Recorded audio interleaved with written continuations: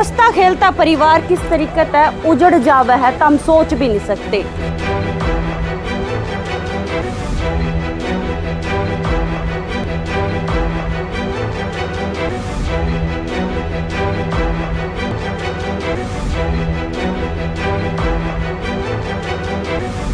एक परिवार की बात है जिसमें एक छोटा छोरा बड़ी मेहनत करे है और उसके बाद वो नौकरी लाग जावे है।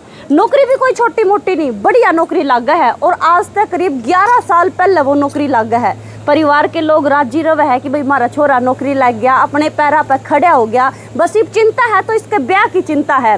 3-4 साल वो नौकरी करे है, उसके बाद उसका ब्याह कर दिया जावा है, यानी कि आज तक करीब 7 साल पहले उसका ब्याह हो जावा है। ब्याह भी एक अच्छी संस्कारी लड़की के गिल्ला हुआ है, वो भी खुश रहा है कि भाई ईब अपनी जिंदगी अच्छे तरीके से कट जाएगी। लेकिन उस छोरे ने या उसके परिवार ने नहीं बेरा था कि भाई एक अनहोनी जो है उनका पीछा कर रही है। अब इसी महीने की 16 तारीख को वो छोरा अपनी ड्यूटी पता है 1 महीने की छुट्टी लेकर आवा है। छुट्टी क्यों लेकर आवा है वो भी बता देती हूँ, क्योंकि उसकी पत्नी जो है प्रेग्नेंट है, 9वें महीना लग रहा है, तारीख दे रखी है बालक होने की। तो भाई किसने खुशी नहीं होती, किस बाप ने खुशी नहीं होती जब उसका बालक हुआ है। तो भाई वो खुद नुचावा है कि भाई जब मेरी पत्नी का बालक हुआ है तो मैं उसका दो रहा हूँ, मेरे बच्चे ना गोदी में लेके खिलाऊं। यह इच्छा उस आदमी का भी थी, उस युवक का भी थी। फिर जो है इसे ने लेकर ना वो शिवरात्रि का व्रत भी रखा है, क्योंकि 16 जुलाई ने छुट्टी आवा है तो भाई 1 महीने की छुट्टी ले तो 23 जुलाई की थी शिवरात्रि। 23 तारीख का व्रत रखा है, कावड़ भी लेकर आवा है, जलाभिषेक करा है, बड़ा अच्छे से मनावा है और फिर उसका बालक हो भी जावा है। बड़ा खुशी का माहौल रहा है, क्यूट सा बेबी हुआ है। वो फुल्ला नहीं समानता वो व्यक्ति, क्योंकि वो सोचा है कि भाई भगवान तो मैंने जो मांग गया वो मैंने मिल गया। लेकिन काल जो है उसका पीछा कर रहा था, एक अनहोनी होनी इब्बे बाकी थी। वो क्यूट सा बेबी कितने दिन उसकी गोदी में खेला यूँ तो हम अंदाजा नहीं ला सकते। मात्र 3 दिन अपने बाप की गोदी में खेला। उसकी माँ ईबलग अस्पताल में है, उस छोटे से बच्चे की माँ अस्पताल में है। सिर्फ मात्र 3 दिन हुए हैं उस बच्चे को पैदा हुए। दरअसल जब बेटा हुआ है तो भाई अस्पताल में एडमिट रहा है उसकी बहू। तो भाई उसकी बहू की देखभाल खातिर देखो पति तो साथ में रहे है, तो वो उस टाइम भी साथ में रहे है। रविवार का दिन था, रविवार को भी वो अपनी पत्नी के साथ ही था, पूरा दिन साथ में था। फिर घर वाले शाम ना आ जावे है खाना पीना लेकर, नहीं कि भाई तू रोटी राटी खा ले और 2-3 दिन हो गए तू लगातार याद है, फिर तूने ड्यूटी पे भी जाना है, तू आराम कर ले, तू घर बिक जा और बहु दो माम रहेंगे। तो यह बात जब उसको कब है तो भाई वो भी न सोचा है कि भाई हाँ मेरे छुट्टी के भी 5-7 दिन रह रहे हैं, मैं सो जाऊँ, नींद निकट जाएगी मेरी, फिर मैंने ड्यूटी पे भी जाना है। तो वो घर चला जावा है, शाम को खाना पीना खा के आराम से सो जावा है। घर वाले उसकी बहु दौरे रहे है देखभाल खातर, क्योंकि अस्पताल वाले बे छुट्टी नहीं देते हैं, क्योंकि उसकी भी हालत थोड़ी सी ऐसी हुआ है प्रेगनेंसी के टाइम तुम समझ सको हो। उसके बाद रात का 1 बजे का टाइम हो रहा, दरवाज़ा खटखटावा है, खट खट खट। वो खुल है दरवाज़ा कि भाई कौन है। जो करे वो दरवाज़ा खुल है, उसने बाहर बुला ले हैं। बाहर बुलाने के बाद धड़ाधड़ गोलियाँ चला है।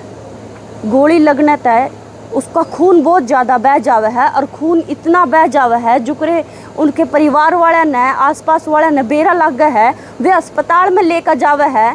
खून ज़्यादा बहने की वजह से और गोलियाँ भी लगने की वजह से अस्पताल में पहुँच दे उसकी मौत हो जावा है।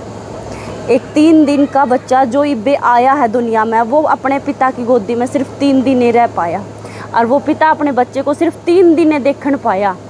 उनका हंसता खेलता परिवार इस टाइम रविवार के दिन उजड़ जावा है। किसी ने सोची नहीं होगी, उसकी पत्नी ने सपने में भी नहीं सोचा होगा कि भाई मेरा पति इब मेरे दौरे तक जा रहा है, क्या पता वो घर सुरक्षित है ना है, मतलब ऐसा दिमाग में भी नहीं आया होगा। लेकिन रविवार के दिन उनका घर उजड़ जावा है। चल पूरा मामला तमने बेरा भी होगा कि सोनीपत के दमकन का है। जड़ है सीआरपीएफ का एक जवान की कुछ युवकों द्वारा गोली मार कर हत्या कर दी जावा है।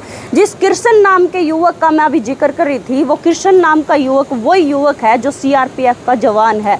छुट्टी आया था 1 महीने की, सीआरपीएफ में नौकरी लगी थी 11 साल पहले, 7 साल पहले उसका ब्याह होया था, और उसका एक और बेटा है, मतलब अभी 2 बेटे हैं उनको, अभी 2 बच्चे हैं, लड़का है या लड़की है नू तो बेरा को नहीं, लेकिन 2 बच्चे हैं।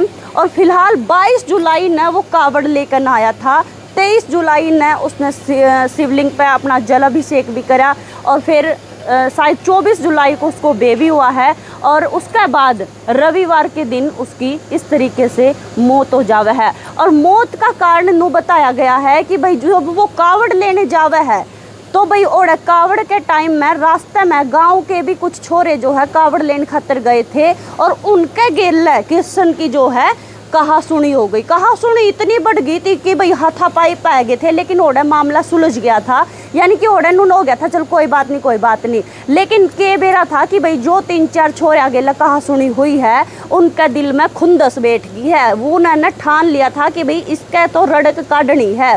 तो वह रड़क जो है उन्होंने रविवार को निकाली और एक परिवार उजाड़ दिया।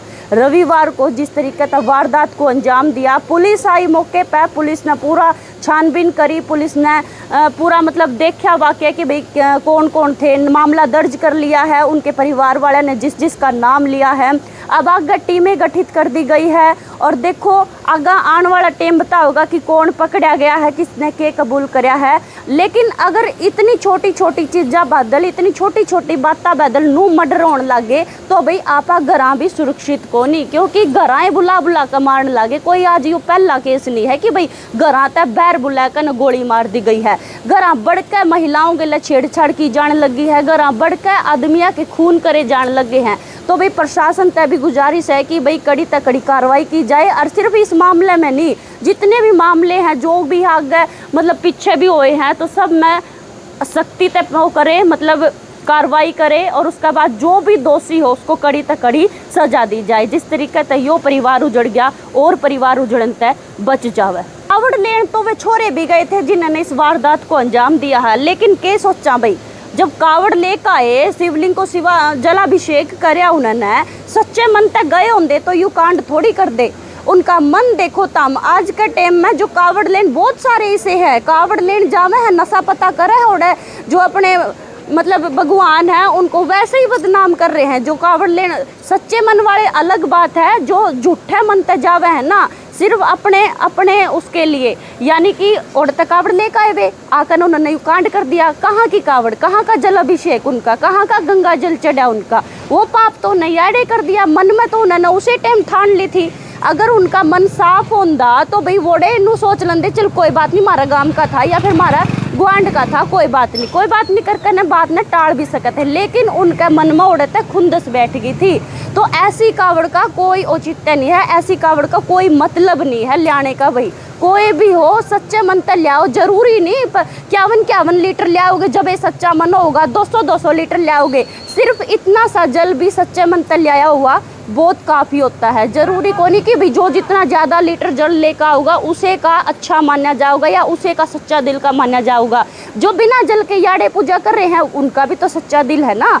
तो फिलहाल देखो अच्छे मन से जाना चाहिए और अच्छे मन से जलाभिषेक करते तो आज एक परिवार नहीं उजड़दा। और परिवार एक नहीं, उनका भी परिवार उजड़ सका है, क्योंकि भाई पुलिस पकड़ेगी, पुलिस के हाथ लंबे हैं। 4 छोरे थे, 5 छोरे थे, 3 थे, जितने भी थे उतने परिवार उजड़े। 4 थे तो 4 परिवार वे, एक यू 5 परिवार उजड़ गए तो 5 परिवार का घर बच सका था अगर यह छोटी ही बात नहीं होती। तारा के कहना है इस बारे में मैंने कमेंट में जरूर बता दियो।